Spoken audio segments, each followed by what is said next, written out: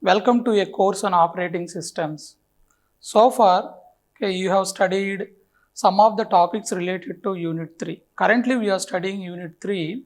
The title of Unit 3 is Deadlocks. So, you know what is the definition of deadlock and when the deadlock will happen in the operating system and what are the necessary conditions for deadlock. So, we have seen that there are 4 necessary conditions for deadlock. One is mutual exclusion, and second one is hold and wait, third one is no preemption, and fourth one is circular wait. These are the 4 necessary conditions for deadlock. After that, we have seen what are the different ways to handle the deadlock. Basically, there are 3 ways to handle the deadlock. One is make sure that deadlock will never occur into the system, and third one is we are going to detect the deadlock, and after that you can recover the system from the deadlock state. And third one is never the deadlock will occur in the system. Deadlock is not at all a problem in the operating system. So most of the desktop operating systems and user-based operating systems are using the third handling method for deadlocks. So after that, we have seen how to prevent the deadlock. One of the way to handle the deadlock is deadlock prevention. We have seen that how to prevent the deadlock in the operating system. So any one condition if you disable in the operating system, definitely we can prevent the deadlock. That we have seen, and what are the possible conditions to disable and what are the possible conditions, what are the conditions cannot disable in the system, and all those things we have seen in the last topic. Now in this topic, we are going to study the second method for deadlock handling. So that is a deadlock avoidance. So what we are going to study is, we are going to study deadlock avoidance. How to avoid deadlock in the operating system. Prevention and avoidance both are, we are trying to eliminate the deadlock in the system before entering into the deadlock state. We are not allowing the system into deadlock. That is the actual idea. So prevention, I hope you all understood the prevention. Now we are studying the deadlock avoidance. So in this deadlock avoidance, the outcomes of this topic are differentiate the deadlock avoidance algorithms based on the resource types. There are 2 types of resource. Here you can simply divide the resource types into 2 types in the operating system. One is a single instance,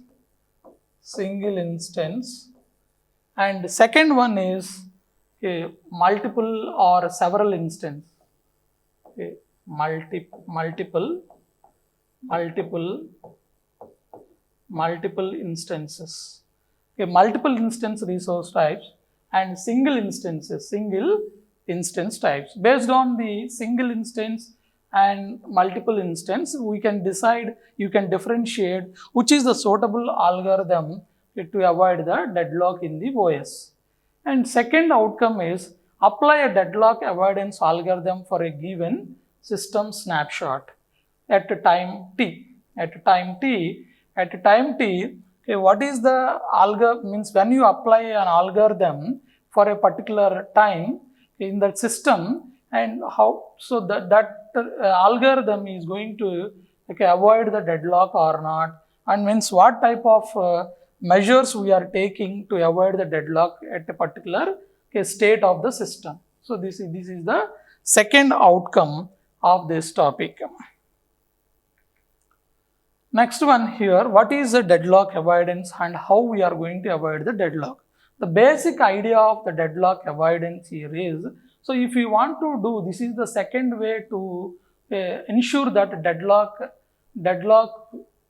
can be avoided or can be prevented in the system using the information that is a priori information of processes, a priori information of a processes. Whereas in the deadlock prevention, we tried that how to prevent or means how to disable any one of the condition which is necessary for deadlock. But in this case, we are not using that type of prevention because prevention may leads to some side effects. Because of prevention, there is a chance of underutilization of devices and underutilization of resources in the system. So that prevention sometimes may not work. So using some additional information which is related to resources and processes in the system, that total information here, that information is a prior information, means a prior information we are getting some extra information about processes and about the resources. Using that information, is there any possibility to avoid the deadlock? That is the basic idea of this deadlock avoidance. Here, the simplest and most useful model requires that each process declares the maximum number of resources of each resource type. Maximum number of resources of each resource type that it may need. Whenever the process want to execute in the operating system, that process must climb before starting of the execution. Every process must give the maximum number of resources of each type required for it. If you know this information, probably, so getting this type of information from every process in the operating system may be difficult. But if you know this information before execution of a process, so it is possible to avoid. That is the point you should understand from this deadlock avoidance. The main idea in this procedure or in this strategy to avoid the deadlock, here the main idea is every process must give the maximum number of resources of each type that may need. This is the main idea of deadlock avoidance. And here in the deadlock avoidance algorithm, what the deadlock avoidance algorithm will do? Deadlock avoidance algorithm dynamically examines the resource allocation state. To ensure that there can never be a circular wait condition. This is very, very important. So circular condition, there is no circular condition in the system at any instance.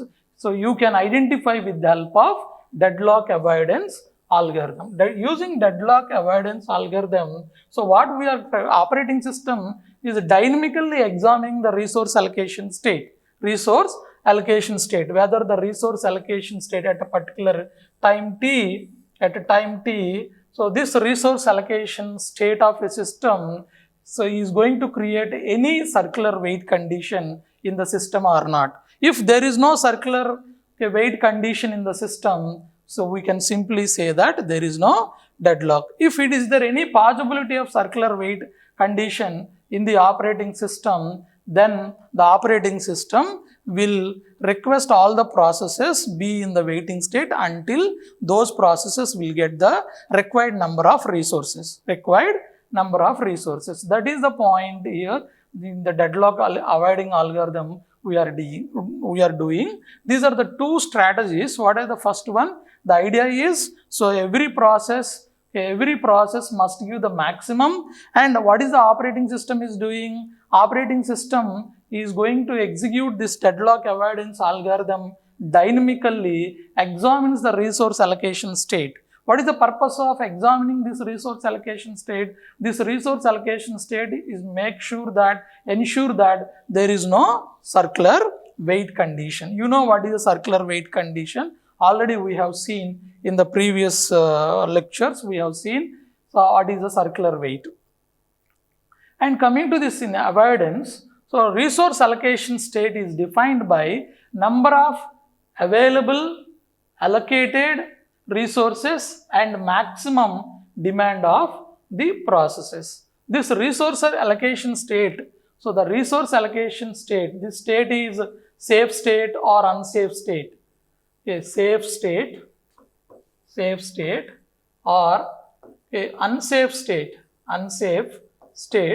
can be defined with the help of three types of information. One is number of available resources and number of allocated resources and the maximum demand of the processes. Based on this information we are treating the whole, this total information we are treating as a prior information, a priori information.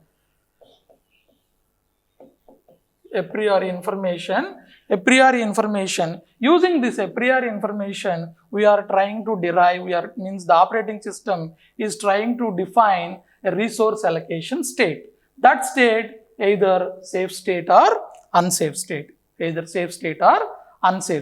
Now what is a safe state? When a process requests an available resources, system must decide if immediate allocation leaves the system is in safe state. What is that? When a process requests an available resource, system must decide if the immediate allocation leaves the system in a safe state.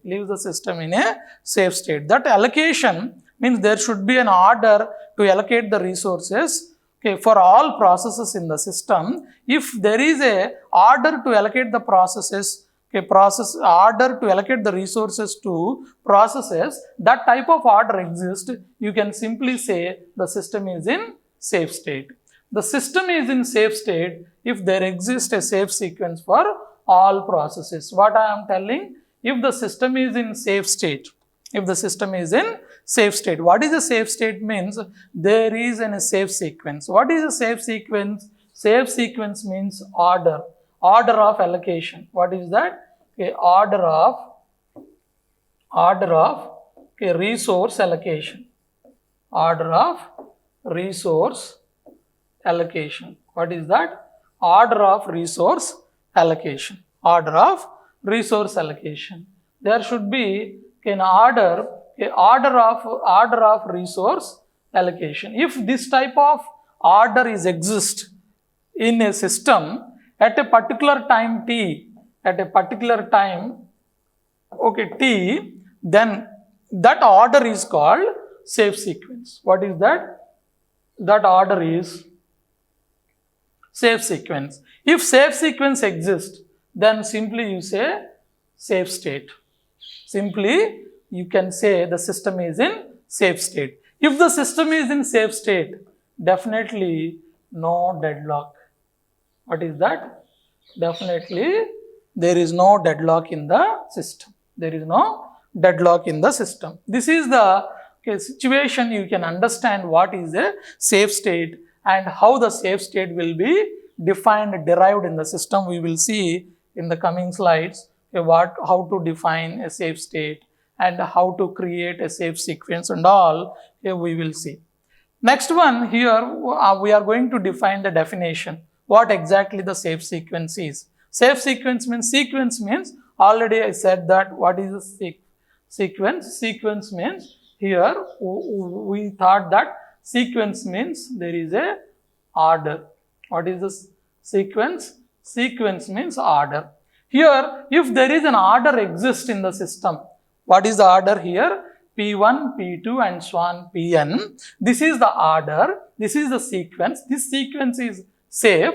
If for each Pi, the resources that Pi can still request can be satisfied by currently available resources in the system plus the resources held by Pj. So here the Pj process is predecessor. What is that? Pj process is a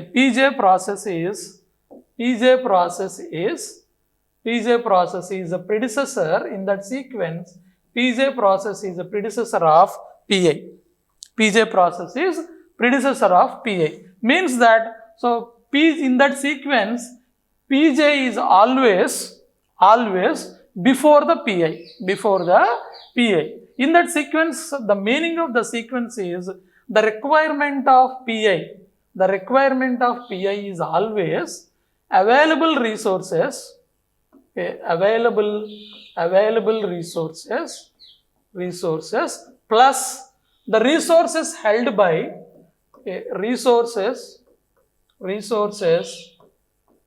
held by process Pj.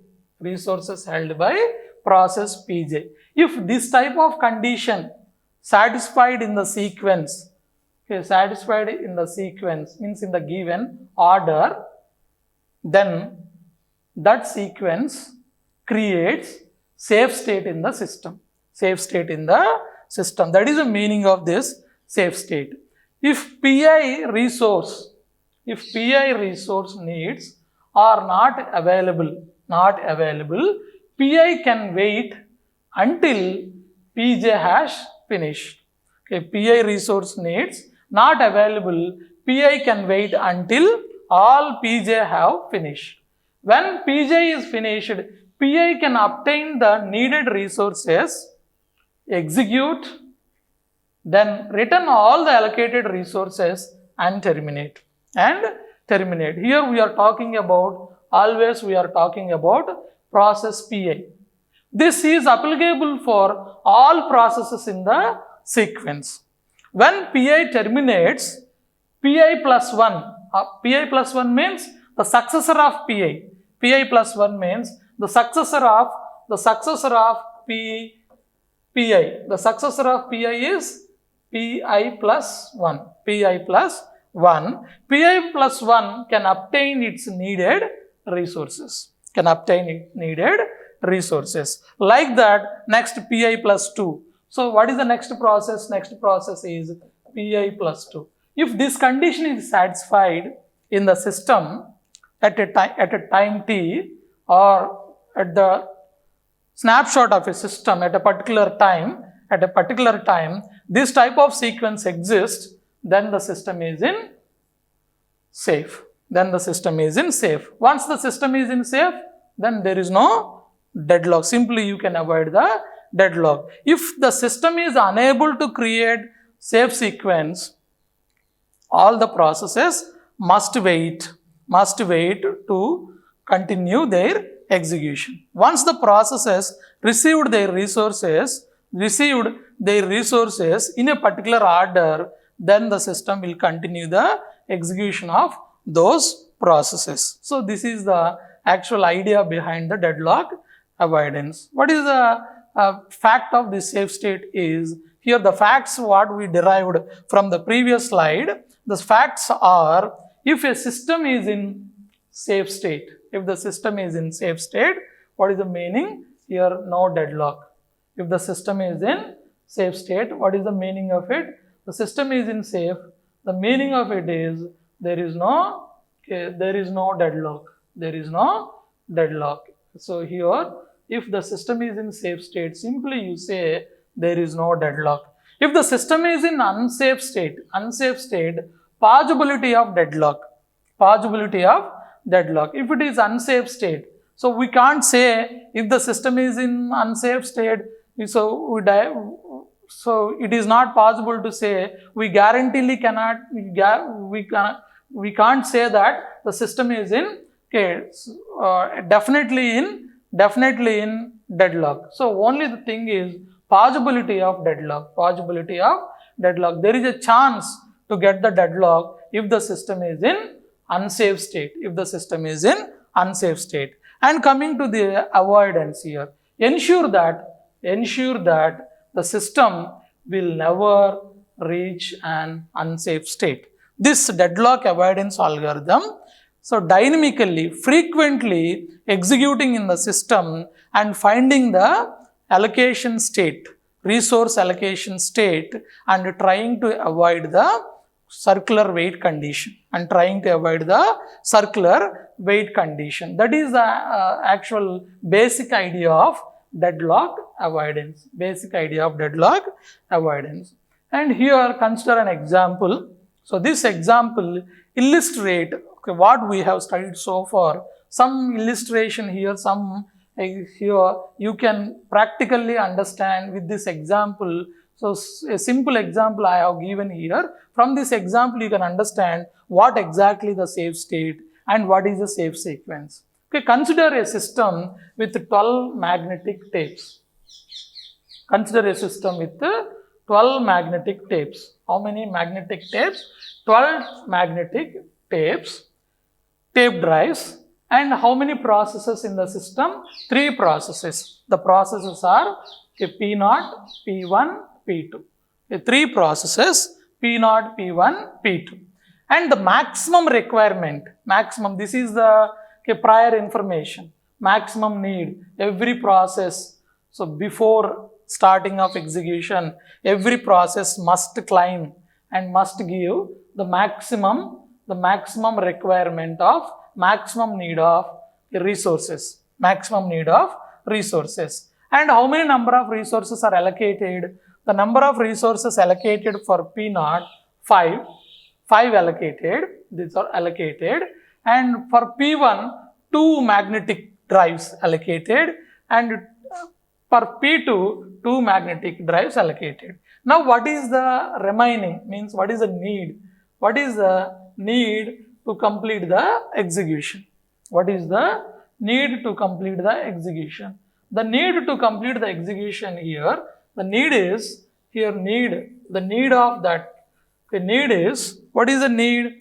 So the need of the process, so the need of the process P0, need of the process P0, 5. Why? Because out of 10, 5 already allocated. So what is the remaining? 5 minus, 10 minus 5, 5. And what is the need of P1? Need of P1, out of 4, 2 already allocated. So the need of P1 is 2. And what is the need of P2? Need of P2 is 9 minus 2. 9 minus 2 means 7. 9 minus 2 means 7. How many already allocated? Here 5 plus 2 plus 7. 7 plus 2. Okay. 7 plus 2, 9. 9 allocated. And how many magnetic tape drives we have? 12. So 12 minus 9 is equal to 3. 3 available resources. 3 available resources. Available resources 3. And the need of P0 is 5. And need of P1 is 2. Need of P1 is 2. Need of P2 is 7. Need of P2 is 7. Now using 3, how many available? Available 3. How many available? Available 3. So from using 3, so what are the resources? Means for which process you are going to allocate the resources? It is not possible to allocate the resources to P0 because P0 required 5. P0 required 5. If we allocate 3 for P0, so still P0 required 2 and P1 required 2 and P2 required 7. So system cannot continue its execution. Then the system is in unsafe state and the system enter into the deadlock state. So what we have to do is we should not allocate the resources for P0. Should not allocate the resources for P0. So can you allocate the resources for P1? Yes, you can allocate. Why? Because we have 3 resources are available, 3 magnetic drives are available. How many? P1 is asking 2. How many? P1 is asking 2. So if you allocate 2 resources to P1, then P1 can get all the required resources. How many resources required for P1? 4. So it will get 4. Then P1 will complete its execution and releases all 4 resources. All 4 resources. So after execution of P1, how many resources will be available? After execution of P1, how many resources will be available? The number of resources available after the execution of P1, how many? 5. Using 5 magnetic tape drives, can you allocate the resources for P0? Yes, you can allocate the resources for P0. So after execution of P0, how many resources it is going to release? The allocated resources 5 it is going to release. So total number of available resources 10. Now using 10, can you allocate the resources for P2? Yes, you can allocate the resources for P2. How many resources it is going to release after its execution? 2. So 10 plus 2 is 12. After execution of P2, we are getting, means all resources are going to be free. So what is the safe sequence here? Finally, the safe sequence is, what is the safe sequence in this example? The safe sequence in this example is here first P1, allocate the resources for P1, next P0, next one P2. If we allocate the resources in this order, then the system is in safe state. Then system is in safe state. This is the example you can understand. If other than any sequence, suppose if you allocate the resources for P0, available resources to P0, then still P0 required 2 more instances of magnetic drives, and P1 required 2 more, and P2 required 7. So after that, no process is going to continue execution. If you allocate the resources for first P1 will get all maximum need means maximum need of resources will get, then P2 will complete its execution. Once P1 will complete its execution, once P1 completes its execution, P1 will release all the resources, then that number increase to 5. After that, if you allocate this 5 to P0, then P0 will complete its execution, it releases all the resources, that number increases to 10. After that, from 10 you can allocate to P2, then P2 will release all the allocated resources. Finally, after P2 execution, 12 resources are going to be free. So if you follow this sequence, if you follow this order, the system is in safe state. Otherwise, the system may enter into unsafe state. So deadlock avoidance is trying to create such a safe sequence for the system to avoid the deadlock. But if you want to avoid the deadlock, what type of information we required? We required maximum need of each process and allocation of each process and available resources If you know maximum need, allocation and available, definitely deadlock avoidance algorithm is going to create safe sequence.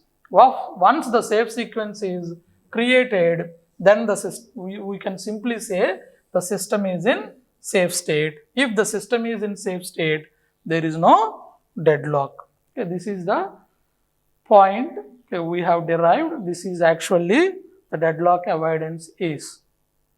Now, coming to types, resource types. So there are 2 types of resource types. One is single instance resource types, another one is multiple instances of resource types. 2 types of resource types: single instance of resource types, multiple instance of resource types. Whenever the system is using single instance resource type, you can use only resource allocation graph. You can use only a resource allocation graph using RAG. So it is possible to avoid the deadlock. You can't use this RAG. For multiple instance or several instances of resource types. Okay, so whenever you used this RAG graph for multiple instances of resource types, this RAG graph is not going to avoid. Sometimes, so RAG graph may say even the system is in unsafe state, it may identify that the system is in safe state, so that it is not at all possible to use for multiple instances of resource type. So therefore another algorithm for a multiple instance of resource type, that is Banker's algorithm. That is Banker's algorithm. So now here, so the main objective of this issue here, the outcome of this issue here, one of the outcome is the student must be able to differentiate what type of algorithm we should use, okay, based on the types of resources, based on the types of classification of resource types. Here, single instance of resource type, you must use, okay, only a resource allocation graph algorithm, not required to use Banker's algorithm. Multiple instances of resource types, RAG graph cannot work. RAG graph cannot work. You must use Banker's algorithm. And now first one, resource allocation graph algorithm. The resource allocation graph algorithm is used for single instance resource types. Single instance resource types. What is this resource allocation graph algorithm? This is another variant of resource allocation graph. Another variant of resource allocation graph. Okay, in this, what we are trying to do is, so things are same. Whatever we have seen in the resource allocation graph, the same way here the representations, so process is represented using a circle, and resource is represented using a square or rectangle, and there is assignment edge and request edge. So in addition to all, so here in this graph, there is another edge, that is a climb edge. There is another edge, that is a climb edge. Okay, used for a deadlock avoidance when there is only one instance of each resource type. So here, what is an additional one? Additional point added in this. The additional point added in this is climb edge. The additional point added in this is climb edge. What is the meaning of this climb edge? If there is an edge between from process Pi to resource Rj, indicates that the process Pi may request a resource Rj represented by a dashed line. So means request means climbing. In future, that is the first basic idea. The basic idea of deadlock avoidance is every process must give the prior climb of a resource. Here climb edge means the process Pi may climb. Here request in the sense may climb. Request means may climb a resource Rj represented by dashed line. Climb edge convert into request edge when a process requests a resource. When that climb edge, this is the future usage. So future usage, in future the process Pi may need Rj. That is it is a climbing it. When really that process is requesting that resource, then that climb edge converted into request edge. If that conversion, once that request edge converted into assignment edge, that conversion should not create cycle. So when a resource is released by a process, the assignment edge converts into climb edge. This is a trivial point. There is no specific importance for that. Whenever the resource usage is completed by a process, so that assignment edge converted into climb edge. Whereas in the previous RAG graph, that assignment edge is converted into request edge. But whereas in this resource allocation graph algorithm, particularly in the deadlock avoidance, that assignment edge is converted into climb edge. Now the resources must be climbed a prior in the system. That is the point. Here, this is the point I am telling from the beginning. Okay, from the beginning in this topic, here every process must give the maximum requirement, mean climb of a resource at the beginning, okay, in the system. That is the point. So very important. If a request assignment does not result in the formation of a cycle in the resource allocation graph, system is in safe state. System is in safe state, else the system is in unsafe state. Else the system is in unsafe state. What is that? So what type of derivation we are doing here? That assignment, the request assignment does not result in the formation of a cycle, does not result in the formation of a cycle in the resource allocation graph. So then the system is in safe state, otherwise the system is in unsafe state. If the system is in unsafe state, there is a possibility of deadlock. This is the actual idea and point, a condition in the resource allocation graph. These are the representations you already know. Just I am recalling all the representations. We already seen these representations in the resource allocation graph topic. This is only the new representation. What is that new representation? We used dashed lines. When there is a dashed lines between the process and resource, so that is interpreted as claims. That is interpreted as process claims the resources. In this example, now you can understand what exactly is safe and unsafe. So by using this example, in this example,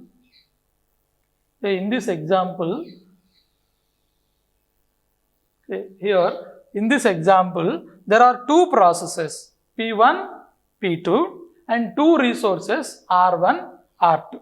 R1, R2. I hope you know the meaning of this. Okay, R1 is already assigned. You know the meaning of it. What is this? Okay, assign. Okay, already assigned to P1. And P2 is request. You know what is the meaning of this direction? Request. So P2 is requesting R1. R1 is already allocated. Allocated means assigned. Assigned to P1. Assigned to P1. And you know the meaning of this dashed line. You know the meaning of this dashed line here. This is assign. This is assign. And this is request. And this is request. And you know meaning of this dashed line. Meaning of this dashed line is it is climbing. It is climbing, and this is also climb. This is also climbing. So both are climbing R2. So when this climb became a request, after that, when that request edge is converted into assignment, that conversion should not create any cycle. Should not create any cycle. Suppose if this resource R2 allocated, assigned to P2, assigned to P2. Say for example, resource R2 assigned to P2. Once the resource R2 assigned to P2, this creates a cycle. This creates a cycle. See here, you can reach this R2, now P2, now R1, again P1. You know what is a cycle in the graph. The definition of the cycle you know already. Here this creates a cycle. So what type of conversion we made? This climb edge, this climb edge converted into assignment edge. This assignment edge, this conversion created deadlock. So that what we have to do, don't do this type of conversion. Don't do this type of conversion. So if you do this, definitely it creates the deadlock. Definitely it creates the deadlock. This is the request and this is converted into, means a climb is converted into assignment. Climb is converted into assignment. So therefore, what type of operation here? So what it creates? It created a cycle in the graph. So the system is in the system is in unsafe. The system is in unsafe state. The system is in unsafe state. I hope you understood. The system is in unsafe state. Here what is it created? Okay, unsafe state. So that what type of operation we should not here? This type of operation is not allowed, should not do this operation. Why? Because so R1 is already assigned to P1 and R2 is assigned to P2. So both are holding one resource and waiting for another resource, requesting another resource. Therefore, there is a unsafe state or there is a deadlock. There is a deadlock. So what we have to do is, so if you convert this edge, if you convert this climb edge, if you convert this climb edge into assignment edge, okay, definitely, so there is no cycle. Definitely there is no cycle. If you see here, there is no cycle. So this is not there. This is not there. Here this is converted as a, so this climb is converted as assignment edge. Now if you observe, there is no cycle. Therefore, the system is in safe state. System is in safe state. The system is in safe state. So finally what we tried, so from the resource allocation graph, suppose that the process Pi request a resource Rj, the request can be granted. The request can be granted only if converting that request edge to an assignment edge does not result the formation of a cycle. So here very important point is, okay, does not result a cycle in the resource allocation graph. That conversion creates, or that conversion, okay, forms a cycle, okay, in the resource allocation graph. So such type of conversion can be restored. That is the actual idea in the resource allocation graph algorithm. But what is the limitation of this resource allocation graph algorithm? The limitation of this resource allocation graph algorithm, this is used for a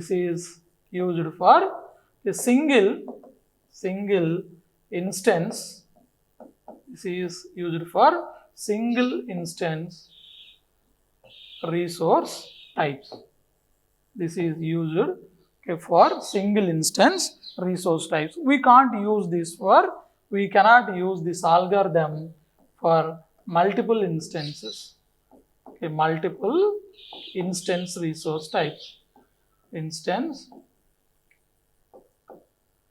resource types. This is not at all, okay, useful. So it is not used.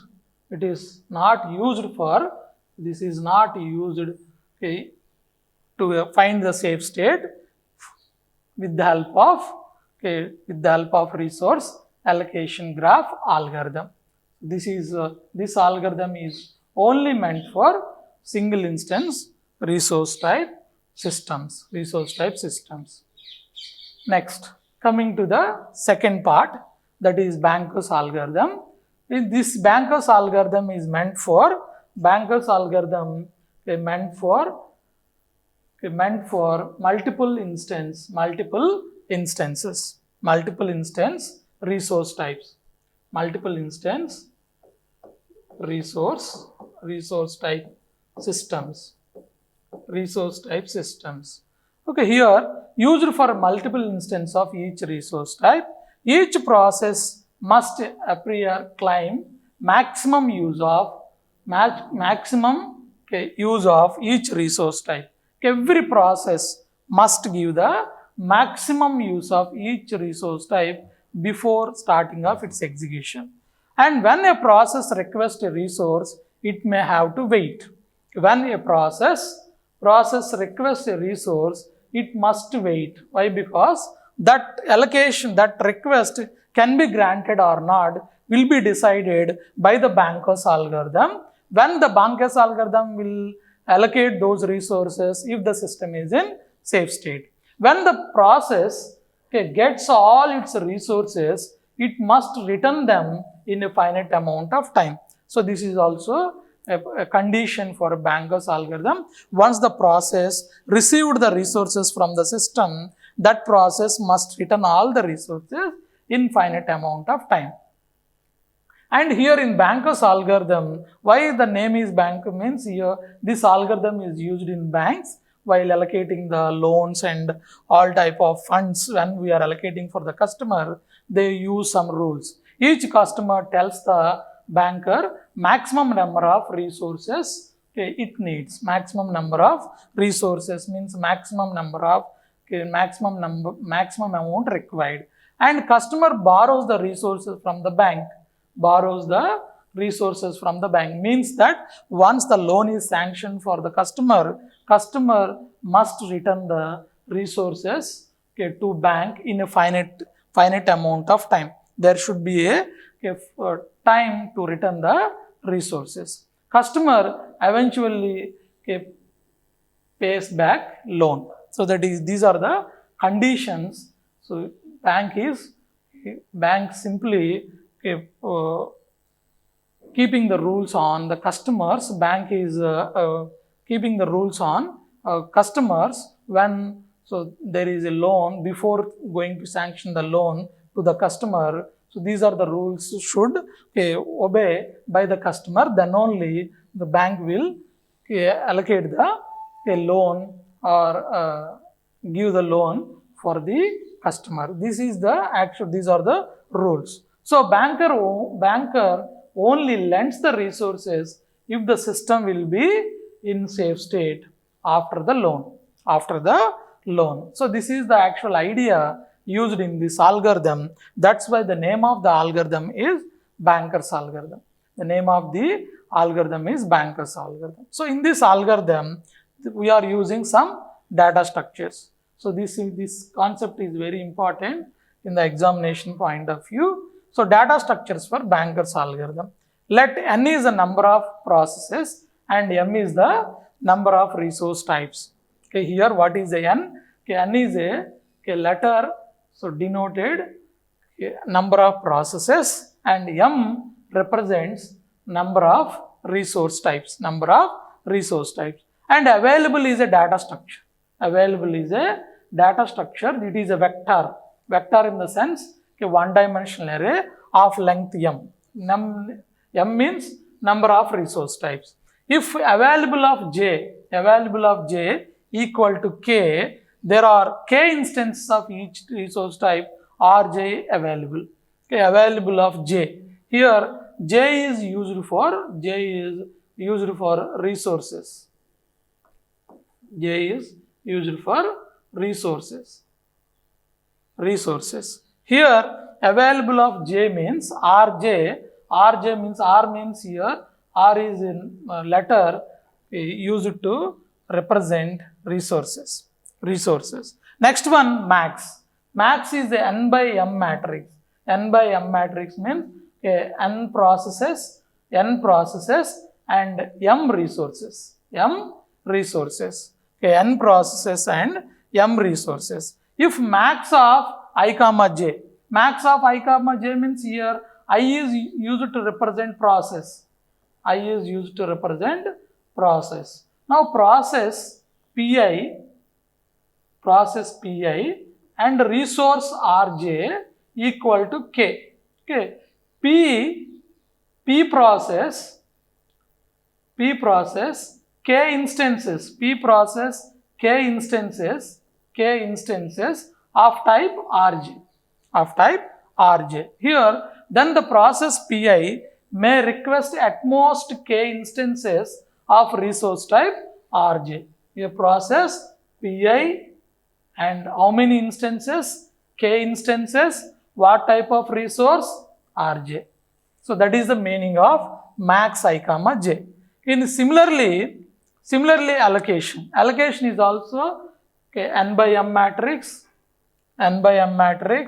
Allocation of I comma j. Allocation of I comma j means here again process pi, resource rj. How many allocated? For process pi, k instances of rj allocated. For process pi, k instances of rj. Then the process pi is currently allocated k instances. Process pi is currently allocated k instances of resource type rj. Rj. That is the meaning of allocation. Next, need. Need is also n by m matrix. N by m matrix. Need of I comma j. I means I is used for processes and j is used for resources, Rj. And k means instances. K means instances. K means instances. Then the process Pi may need k more instances of what type? Resource type Rj. Resource type Rj. So finally, how many data structures we required? So 4 data structures required for that Banker's algorithm. And need. So how to calculate the need? If you know the max and allocation, if you know the maximum climb and allocation of every process of resource type, you can easily calculate the need. So what is the formula to calculate the need? Need equal to, what is the formula for need? Formula for need equal to max minus allocation. Need equal to max minus allocation. Need equal to max minus allocation. So once if you know the max and allocation, if the data available, then you can calculate the need. We will see how to calculate need from the max and allocation in the coming slides.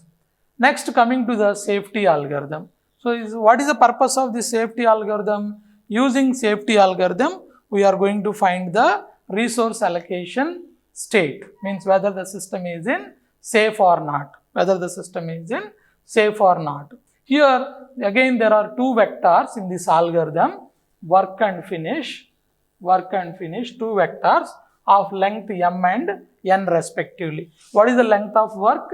Length of work is m and length of finish is n. Length of finish is n.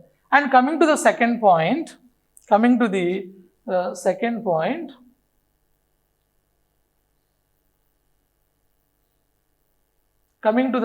point here, work equal to available. Work equal to available. You know what is available? Available is a vector. Available is a vector. So simply we are copying the available into work. Then finish of I equal to false. These are the initializations. These are the initializations. Work equal to available and finish of I equal to false for I equal to 1 to n. N means number of processes and m means number of resources. What is m? M means number of resources. Okay, what is n? Number of processes. What is n? Number of processes. Number of processes. Here, so finish of I equal to false for I equal to 1, 2 and so on n. And coming to the second step, find a process Pi such that there are 2 conditions. Okay, finish of I equal to false and need of I less than or equal to work. So if these 2 conditions are true, if true, then go to the step 3. Otherwise, if no such I exist, go to step 4. If these 2 conditions are true, so go to step 3. If no such I exist, if these 2 conditions failed, so any one condition is failed, go to step 4. What is step 3 here? Work equal to work plus allocation of I and finish of I equal to true. Finish of I equal to true means that process, so we have allocated for Pi process all the resources. Then go to step 2 again, find another I. Like that you can continue this loop until all processes finished. If any such process not satisfied the second condition, what is the second condition? Second condition is finish of I equal to false and need of I less than or equal to work. If any such I not exist, then simply there is a fourth step. What is the fourth step? Here we are checking all values in the false vector are true or not. If all values of finish are true, then the system is in safe state. If any one I is not true means the condition is failed, then the system is in unsafe state. So here the fourth step is what we are checking. We are checking all i's are true or not. If all i's are true, then simply we say the system is in safe state. If any one I is false, the system is not in safe state, means we are not going to allocate the resources. So it is not possible to calculate the safe sequence. Then that process must wait for some time. That is the meaning of safety algorithm. I hope you understood the safety algorithm. Here first, what the important step is, find a process. That process need should be less than or equal to work. If such a process is there, simply what we will do is, we will update the availability. Work equal to work plus allocation. Here work means availability, work equal to work plus allocation. After that process finish is true, like that, and then go to step 2, again find another I, then update the work and again change the finish of I value equal to true and go to step 2, like that. If once any process failed to satisfy those two conditions, go to step 4. In that step 4, what we are trying to do is, we are checking all I values in the finish are true or not. If all I values in the finish vector are true, then the system is in safe state. If any I is false, it means that the system is not going to allocate the resources for that process. That process must wait for some time. That is the safety algorithm. And coming to the second part in the Banker's algorithm, the second part in Banker's algorithm is resource request algorithm for process PI. If any process requested the resource in the system, whether that request can be granted immediately or not. If that request is granted immediately, allocation of resource is going to create safety state or unsafe state. That we are going to check. If that allocation created a safe state, means that allocation leads to safe state, means that request can be granted immediately, otherwise that request cannot be granted. This is also a second part of Banker's algorithm. In this, what are the conditions we are going to check here is, request of process PI is equal to request vector of process PI. If the request of process PI j equal to k, then the process PI wants k instances of resource type Rj. What is the meaning here? Any process requested Rj resource types of k instances, that request can be granted immediately or not. Here in the first one, step 1 is that process request less than or equal to need of I, need of that process. That process should not request more than the need. If this is true, then go to step 2. Otherwise, raise an error condition. So this algorithm will raise an error condition since the process has exceeded its maximum limit. If this condition is true, then go to step 2. In step 2, if the request of that process less than or equal to available, if that condition is true, then go to step 3. Otherwise, P must wait. Why?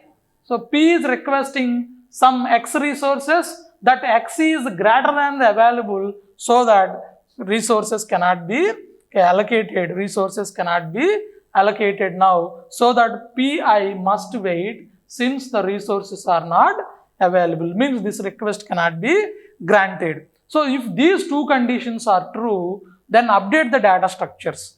Okay, pretend to allocate the request resources to Pi by modifying the state as follows: available equal to available minus request. Whatever the request we are going to allocate, that request can be subtracted from the available data structure, and allocation equal to allocation plus request of allocation of that process plus request of that process, and need of that process is equal to need of that process minus request of that process. Okay, available is subtracted and allocation is added, need subtracted. So these three modifications, so you must do on the data structures. After modifying the data structures which are related to Banker's algorithm, then apply the safety algorithm. What we have to do now here? Apply the safety algorithm. Apply the safety algorithm. Once the safety algorithm is applied, then from that safety algorithm what we will get? We will get whether the system is in safe or not. If the system is in safe, resources are allocated to Pi. If the system is in unsafe state, Pi must wait and the old resource allocation states are restored. Whatever the modifications we made on data structures, all modifications. So when all the modifications we made on these data structures can be restored in the system, when the system is in unsafe state. Why? Because of these changes in the data structures, we are unable to get the safe state in the system at a particular time. So Pi must wait. That request cannot be granted immediately. So that roll back to the previous state of the data structures. So all these modifications are roll back to the previous state, because that request cannot be granted. That is will be decided with the help of algorithm. What is the algorithm name?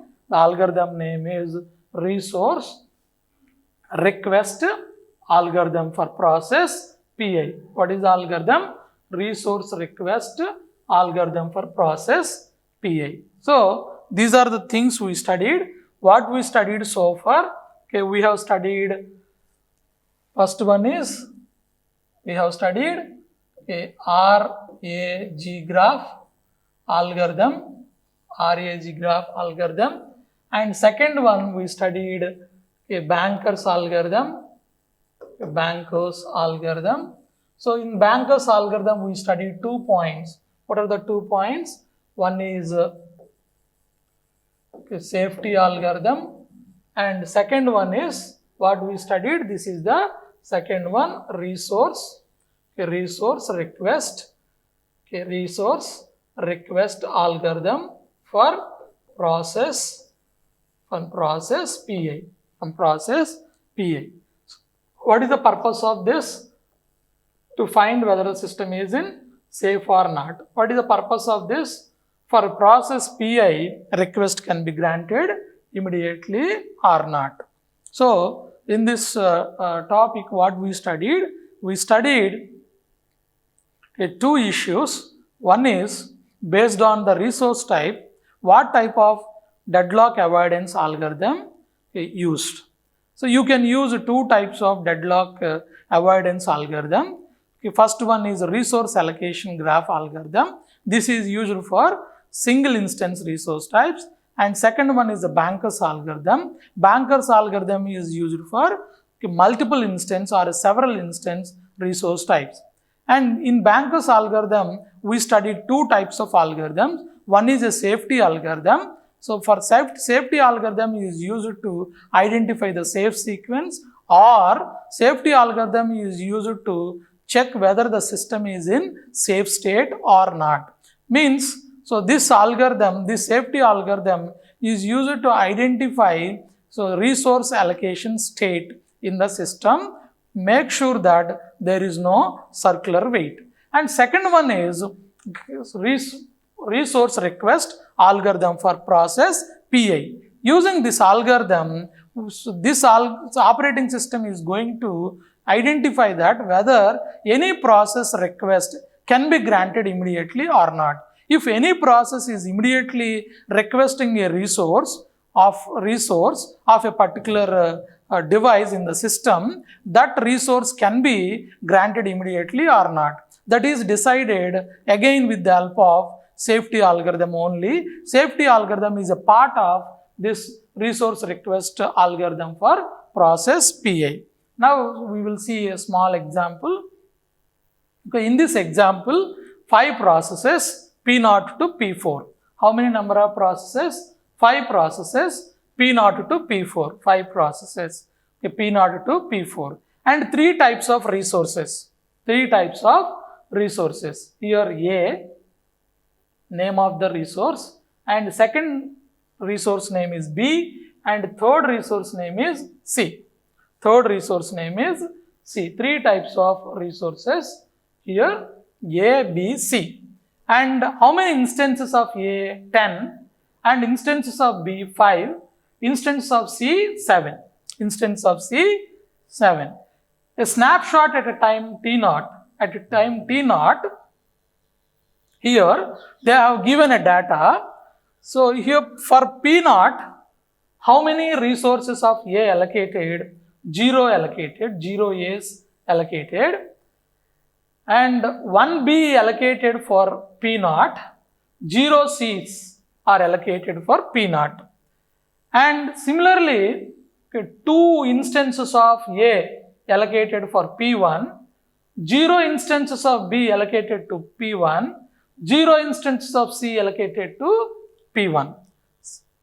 So in the same line, for P2, P3, P4, this is the allocation status.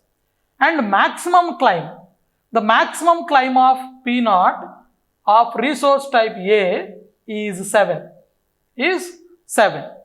Is 7.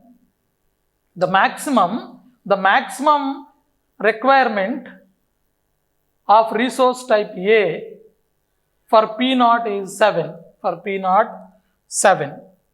The maximum requirement of P instances for P0 is 5. Is 5. Okay, after allocating resources, for all the processes, available resources of A 3, available resources of B 3, available resources of C 2. So 2. So that is you can easily calculate. So how many number of A's allocated? 7. How many number of A's allocated? 7. How many number of B's allocated? 2. How many number of C's allocated? Number of C's allocated? 5. Number of C's allocated 5. Number of C's allocated 5. So how many number of instances? 10 instances. 10 minus 7, 3. 10 minus 7, 3. And how many number of instances allocated type B? 2. 5 minus 2, 3. So 3 available. How many number of C's allocated? 5. 7 minus 5, 2. This is the available list. And you know the formula of need. What is the formula of need? The formula of need equal to, what is the formula of need? The formula of need is max minus allocation. Max minus allocation. What is the formula of need? Max minus allocation. Okay, once you calculate that need, using the need, we are going to calculate the safe sequence. We are going to calculate the safe sequence. Here, so this is the allocation, and this is the max, and this is the available resources. Using these available resources, need is calculated. Need was calculated.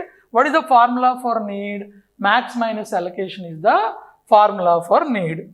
Here in this, so what we are trying to do is 7 minus 0 is 7. 7 minus 0 is 7, and 5 minus 1. 5 minus 1 is 4, and next one 3 minus 0 is 3. Similarly, okay, 3 minus 2, max minus allocation 1, and 2 minus 0 is 2, and 2 minus 0 2. Next 9 minus 3 6, 0 minus 0 0, and 2 minus 2 0. Next 2 minus 2 0, next 2 minus 1 1, 2 minus 1 1. 4 minus 0 4, and 3 minus 0 3, 3 minus 2 1. Need is calculated. And using this need, what we are trying to do is, what is the calculation, what is the condition? Here we are checking any process, okay, need of I less than or equal to available. Less than or equal to available. Any process need less than or equal to available. Suppose compare the P naught. What is the P naught need? 743.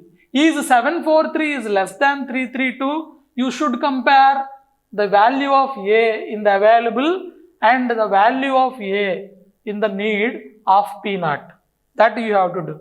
The value of B in the available and the value of B of P naught you should compare.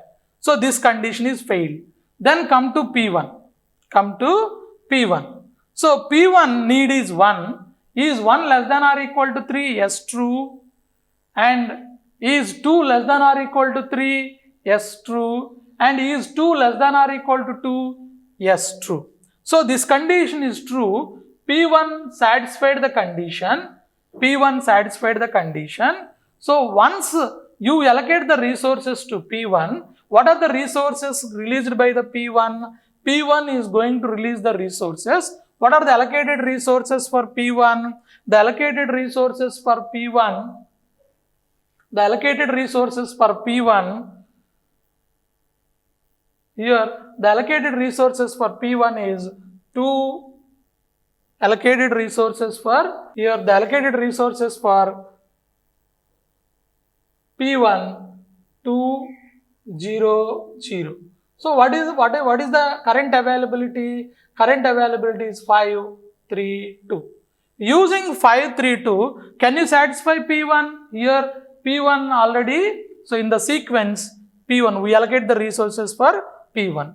Next, using 5 3 2, can you satisfy P0? No. Can you satisfy P2? No. Can you satisfy P3? Yes.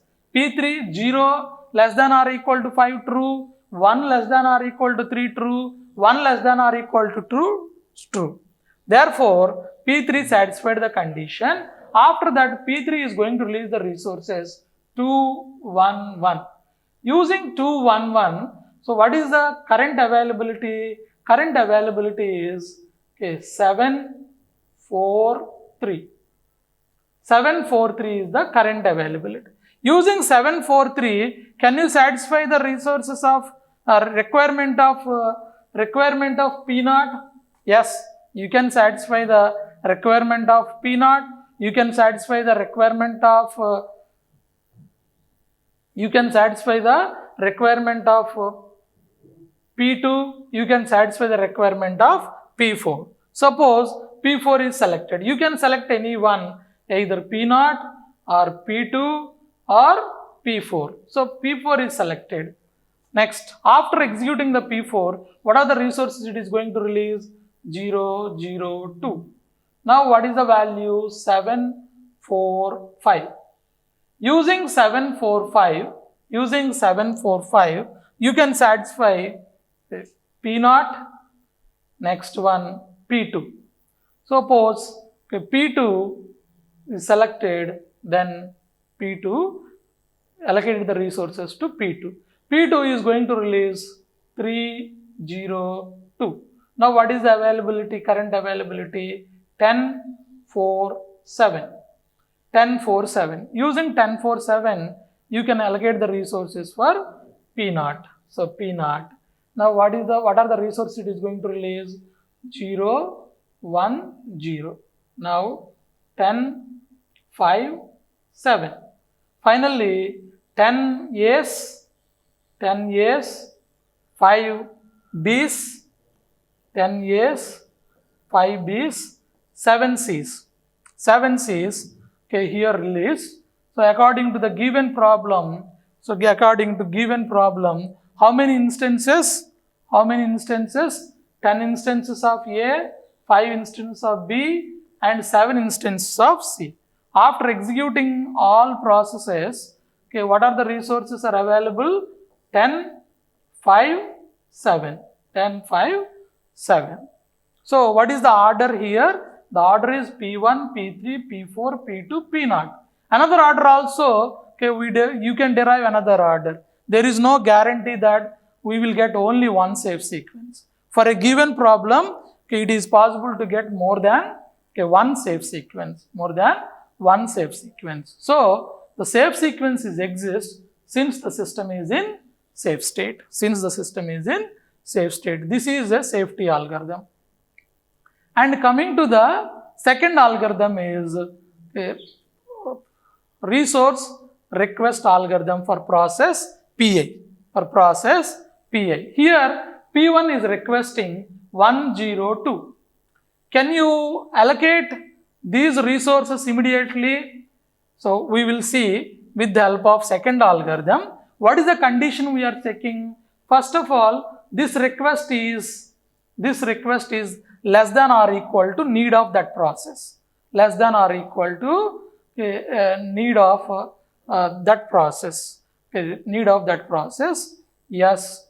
So need of that process. And what is the need of that process? The need of that process is 3 minus 2 is 1. What is the need of that process? Okay, need of this process is, what is the need of that process?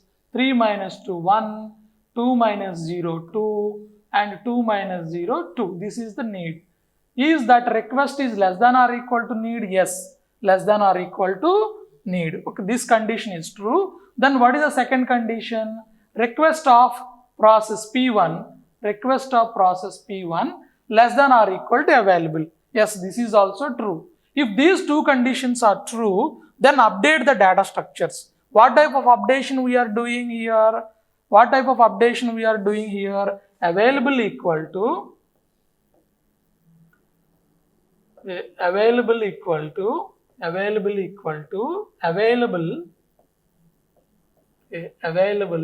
minus request. Available minus request of P1. What is available? Available is 332. And what is the request? Request is 102. 3 minus 1 is 2 here. And 3 minus 0, 3 here. And 2 minus 2, 0 here. That is the first updation. And second updation is allocation equal to, whose allocation? Allocation of P1. Why? Because P1 is requesting. Allocation of P1 equal to allocation of P1 minus request of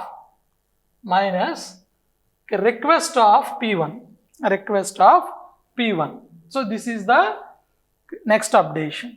So what is allocation here? Allocation is 302. What is the request? Request is 102. 3 minus 1. Okay, 3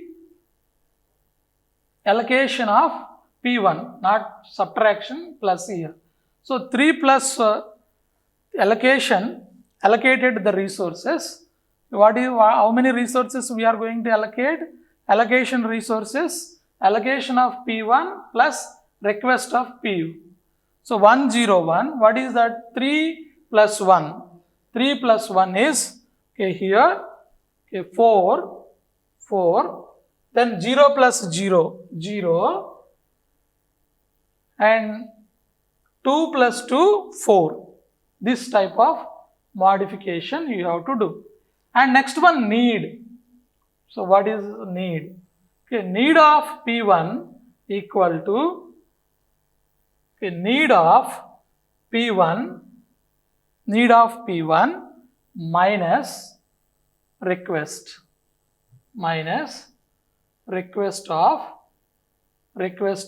P1. So that what is the need? Need is, okay, 0. Here, what is allocation here? We made a mistake here. The allocation is,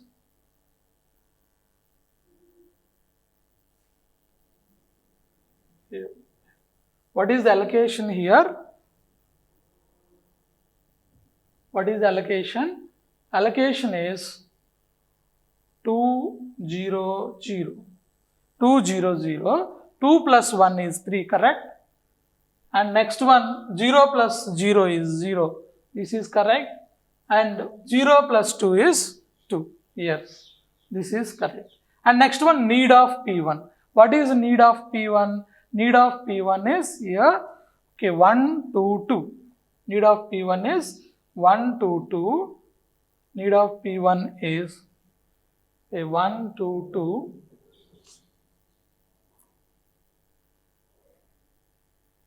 Okay, 1, 2, 2 minus request 1, 0, 2.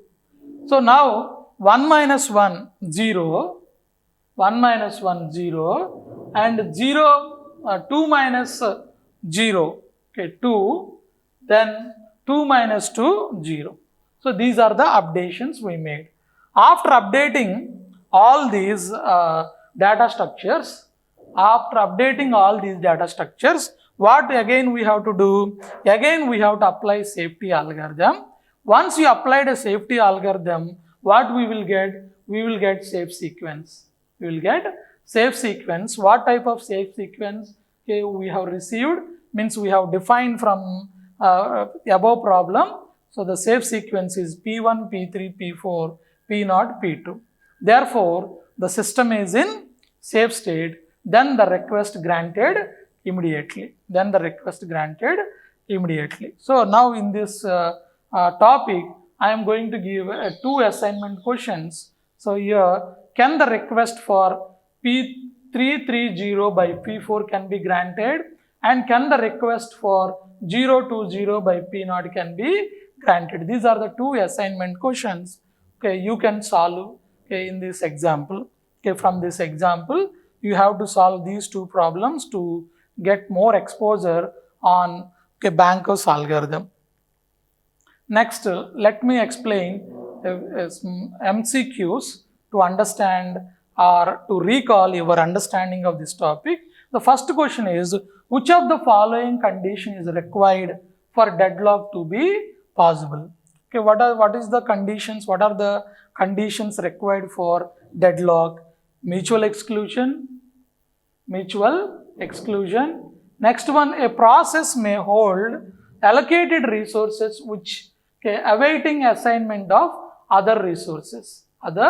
This is also creates deadlock. And third one is, no resource can be forcibly removed from the process holding it. So what is the answer?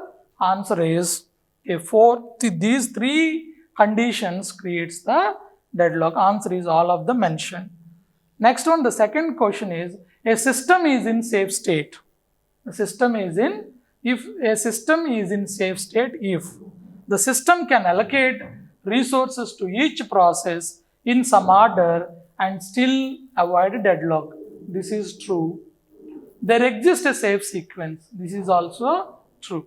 So what is the answer? All of the mentioned. Next, third question is, a circular wait condition can be prevented by. Define a linear order of resource types. Define linear order of resource type. Linear order in the sense sequence. Linear order means sequence. How the circular condition means circular weight condition can be prevented. Circular weight can be prevented using using order of allocation resources. Order of resource allocation. Order of resource allocation. Order of resource allocation means safe sequence. Linear order of resource type. This is true. And using thread. We have not studied this topic in this concept. So this is nowhere related. And using pipe. This is also nowhere related. So what is the answer? Answer is A. Defining a linear order of resource type. Next one. Which one of the following is the deadlock avoidance algorithm? So first one, round robin. This is CP scheduling algorithm. Elevator we have not seen and you have not listened this anymore so far. Next one, Kern's algorithm. This is also. So what is the correct answer? Correct answer is Banker's algorithm. Next, what is the drawback of a Banker's algorithm? Anyone from class? What is the drawback of a Banker's algorithm? The drawback of deadlock avoidance is deadlock avoidance can be possible only when a prior information is available for the resources and processes. Particularly available allocation and maximum need of resource types. Then only deadlock avoidance is possible. So therefore, here what is the drawback? In advance, processes rarely know that how much resources they will need. This is correct. The number of processes changes as time progresses. Resources once available can disappear. There is no relation for this. There is no relation. So answer is in advance, processes rarely know the maximum claim. That is actually disadvantage. This is the point you should understand. So if, for example, in banks, the customer know the maximum requirement of the money. But in this case, if you talk about operating system, the process cannot claim how many resources required before starting the execution. Before starting the execution, no process can give the maximum requirement of each resource type. This is the biggest disadvantage if you want to implement the Banker's algorithm. So, finally, what we studied in this topic, the topic is deadlock avoidance, and what we have studied. So, first deadlock avoidance, next one in this RAG graph algorithm. RAG graph algorithm is used for single instance resource types, and Banker's algorithm is used for multiple instance resource types. Okay, thank you for watching this video.